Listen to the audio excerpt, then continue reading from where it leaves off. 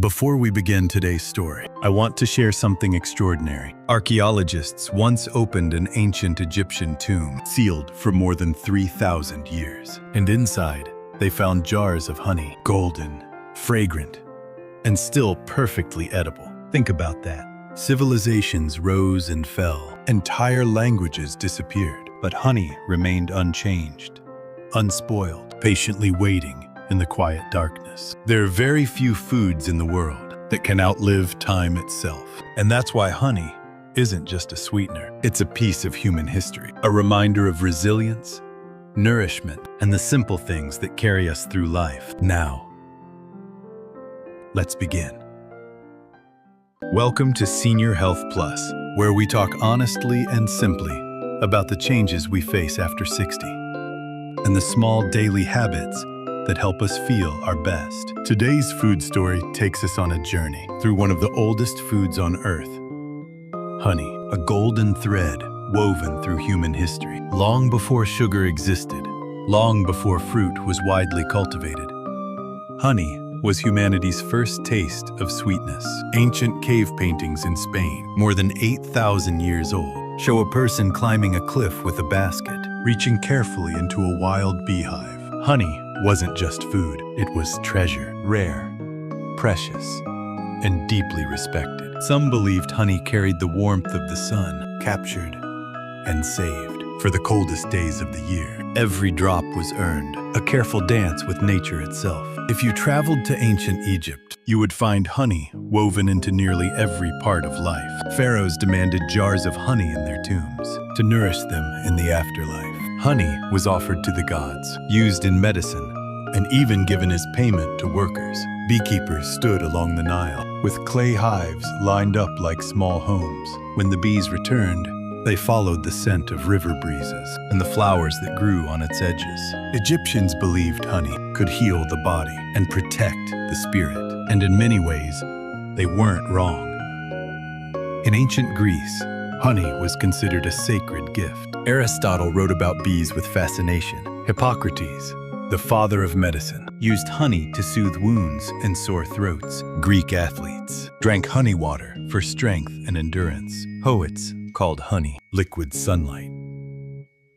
And for families, a spoonful of honey in the morning was believed to bring clarity, calm, and a long life filled with steady energy. On the other side of the world, honey played an important role in traditional Chinese medicine. Ancient texts describe honey as a tonic for longevity, gentle on the stomach, calming to the lungs, supportive to the immune system. In India, Ayurvedic healers used honey for digestion, sleep, skin comfort, and even memory.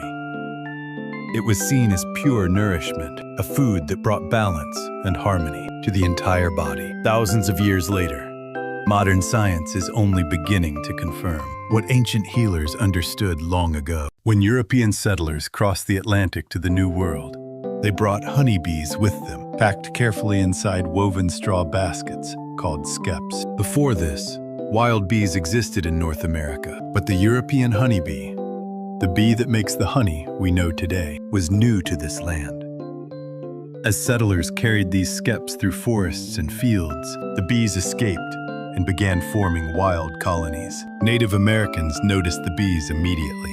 They called them the white man's flies because bees often arrived just a few seasons before the settlers themselves. For early American families, honey became essential. Sugar was rare, expensive, and difficult to obtain. Honey sweetened everything. Breads baked in iron pots, warm porridge on winter mornings, simple teas shared with neighbors, fruit preserved for the cold months ahead. It was also medicine. Mothers mixed honey with herbs to soothe coughs. They dabbed honey onto small cuts, following old European remedies that had traveled thousands of miles across the ocean. Settlers also hunted for bee trees, tall oaks or maples with wild honeybee nests inside. Finding one was a stroke of luck. Families would gather beneath the branches as honeycomb glistened in the sunlight, sticky and golden. Children called it liquid gold. By the early 1800s, nearly every homestead in America kept bees.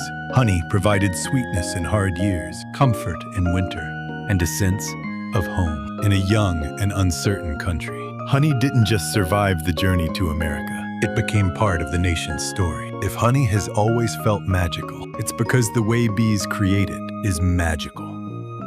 It begins with a single bee, light enough to land on a flower. Without bending the petal, she drinks a tiny drop of nectar and stores it in a special honey stomach, separate from the stomach she uses for food. Then she returns to the hive, carrying sunlight in liquid form. At the hive entrance, she gently passes the nectar from mouth to a house bee inside, a moment that marks the beginning of transformation. The house bee spreads the nectar across a honeycomb cell in thin, glistening layers. Then she begins to fan her wings. One bee, then 10, then dozens more. They beat their wings in perfect rhythm, creating warm air currents that evaporate moisture from the nectar, bit by bit. Slowly, it thickens, darkens, deepens, becomes honey. When it reaches the perfect consistency, the bees seal the cell with a tiny wax cap, protecting it for months or even years. And here is the miracle. A single bee makes only 1/112th of a teaspoon of honey in her entire lifetime. Think about that. 12 bees for 1 teaspoon. Thousands of bees for a single jar. Inside the hive, every bee knows her role. Gathering, fanning, guarding, nurturing. There is no loneliness, no wasted movement, only harmony. And perhaps that is why honey feels different from any other food. It carries the story of countless small lives working together to create something nourishing, comforting, and lasting. It is sweetness, born from cooperation, patience, and the quiet wisdom of nature. To truly understand honey's place in human life, it helps to step back into the old world, to small European villages, where beekeeping was part of the rhythm of everyday life. In Germany, Poland, Scotland, and France, families kept bees in hand-woven straw hives called skeps. These hives sat in gardens or near orchards, their curved shapes warmed by the morning sun. Children grew up listening to the gentle hum of bees, moving from clover to wildflowers, bringing home the nectar that would become the household's only sweetener. In these villages, a beekeeper wasn't just a farmer. They were a storyteller, a healer, a guardian of something sacred. There was a tradition known as telling the bees. If someone in the family passed away, the beekeeper would walk to the hives, tap gently on the straw, and whisper the news to the bees. People believed that bees felt connected to the joys and sorrows of the household. If you didn't inform them, the bees might leave the hive altogether. It was a simple, heartfelt belief, a sign of how deeply bees were woven into the lives of the people who kept them. Honey, in these communities, was used for everything. Sweetening bread, soothing sore throats, treating burns, making winter preserves, and lighting homes with beeswax candles. In many places, the smell of honey meant home. It meant safety. It meant another season had passed, and another one was beginning. As settlers traveled to America, they brought these traditions with them, because wherever people went, bees and honey followed. Honey became a bridge between the old world and the new, between the memories people carried and the lives they were building. Even today, when we open a jar of honey, we are tasting the same sweetness that nourished ancient Egyptians, comforted Greek athletes, healed Chinese families, and warmed the homes of early Americans. Honey is not just food, it is history. It is culture. It is comfort passed down through generations. When early settlers arrived in America, honey became more than a food. It became a quiet comfort in a harsh new world. Most families lived in small log cabins. Winters were long, crops often failed, and sugar was scarce and expensive. But honey was golden hope inside a simple clay jar. People stirred honey into cornmeal porridge, drizzled it over warm bread, and used it to sweeten the bitter teas brewed from local herbs. Honey became part of American frontier medicine too. Mothers dabbed it on sore throats. Fathers mixed it with vinegar for strength during illness. Grandparents used it on cuts, burns, and insect bites. In many ways, honey helped families feel connected, a familiar taste from the old world, easing the challenges of a new one. And as bees thrived in the vast American wilderness, beekeeping spread from farm to farm, turning the honeybee into a small but important companion in early American life. Today, honey feels simple, a bottle from the store, but its journey is anything but simple. A single teaspoon of honey takes 12 bees their entire lifetimes to produce. Here's the gentle process. The foragers, worker bees, leave the hive, collecting nectar from flowers. They may visit 50 to 100 blossoms in one trip. The return. Back home, they pass the nectar to other worker bees, who gently fan it with their wings to remove moisture. The transformation. Enzymes inside the bees' bodies naturally change nectar into honey, thick, golden, and wonderfully preserved. The storage. Once ready, bees tuck the honey into tiny wax cells and seal them with a pure beeswax cap. The harvest. Beekeepers open the hive carefully, remove the wax caps, spin the combs to release honey, and strain out bits of wax or pollen. Most honey is only lightly filtered, not boiled, not processed, so it keeps its natural enzymes, antioxidants, and soothing qualities. This ancient process, unchanged for thousands of years, is one of nature's quiet miracles. Warm sweetness with real support for aging bodies. Now, let's return to you, to the calm daily habits that support your health after 60. Honey is more than a sweetener. Used wisely, it offers small but meaningful benefits. 1.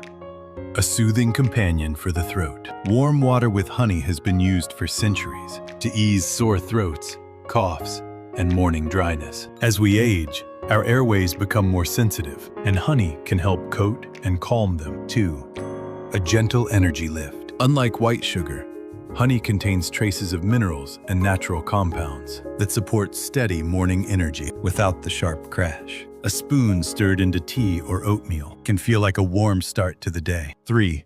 Supports digestion. Honey contains natural enzymes that may help with slow digestion, a common issue after 60. For some people, a small spoonful before meals feels comforting to the stomach. 4. Antioxidants that support heart health. Many darker honeys, like buckwheat or wildflower, contain antioxidants that protect cells from aging and support gentle cardiovascular health. 5. Calming the skin. Honey has natural soothing and moisturizing effects. That's why you'll find it in soaps, lotions, and even medical dressings. For seniors with dry, sensitive skin, honey-based creams can offer soft relief. A gentle reminder, honey is still a sugar, a natural one, but still sweet. So enjoy it mindfully. 1 teaspoon is enough. Avoid heating it to very high temperatures. Never give honey to infants. Not for seniors, but for safety. Used with care, honey becomes a warm companion rather than an overused sweetener. Thank you for spending this time with me today. I hope this little journey into the world of honey brought you warmth, curiosity, and maybe even a sense of calm. Foods like this remind us of something important, that simple things, a spoon of honey, a warm drink, a quiet moment in the morning, can still support us in big, meaningful ways as we age. If you enjoyed this story, I'd love for you to stay with me for more coming videos about nourishing foods, comforting habits, and small daily choices that help us feel our best after 60. Comment below with your stories and recipes to share. Until next time, take good care of yourself. One peaceful moment, one nourishing choice at a time.